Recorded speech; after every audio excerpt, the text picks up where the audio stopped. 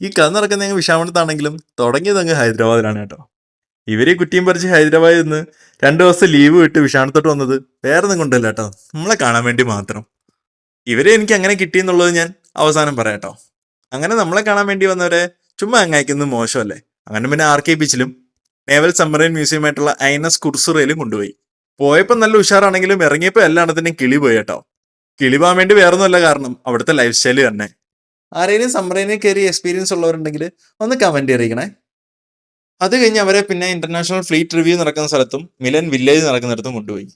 നേരത്തെ ഞാൻ പറഞ്ഞില്ലേ ഇവരെ കിട്ടിയൊരു കഥ. അതെ, വിശാഖപട്ടണത്ത് നിന്ന് ഹൈദരാബാദിലോട്ട് ട്രാൻസ്ഫർ മാറിയപ്പോഴാണ് എനിക്ക് ഹൈദരാബാദ് മല്ലൂസ് എന്ന് പറയുന്നൊരു വാട്സപ്പ് ഗ്രൂപ്പ് കിട്ടിയത്. അതിൽ നിന്നാണ് ഈ പ്രോഡക്ട്സുകൾ എനിക്ക് കിട്ടിയതും. ഈ ഗ്രൂപ്പും പൊളിയാണ് കേട്ടോ. കാരണം എന്ന് വെച്ച് കഴിഞ്ഞാൽ നമ്മൾ പുതിയതായിട്ട് ഒരാൾ ഹൈദരാബാദിലോട്ട് വരുവാണെങ്കിൽ ഫുഡിന്റെ കാര്യമായിക്കോട്ടെ, റൂമിന്റെ കാര്യമായിക്കോട്ടെ, ജോബ് വേക്കൻസിന്റെ കാര്യമായിക്കോട്ടെ, ഇതിനെ പറ്റിയുള്ള ചെറിയൊരു സജഷൻസും കാര്യങ്ങളും ഈ ഗ്രൂപ്പിൽ നിന്ന് നമുക്ക് കിട്ടാറുണ്ട് കേട്ടോ.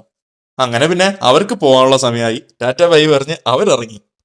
1 മിനിറ്റിൽ ഞാൻ ഇവരെ പറ്റി എല്ലാം പറഞ്ഞു തീർത്തെങ്കിലും ഒരിക്കലും തീരാത്ത സ്നേഹബന്ധമാണ് കേട്ടോ ഞങ്ങൾ എല്ലാവരും തമ്മിൽ. അപ്പൊ ശരി കേട്ടോ, കാണാം, കണ്ടോണ്ടിരിക്കാം.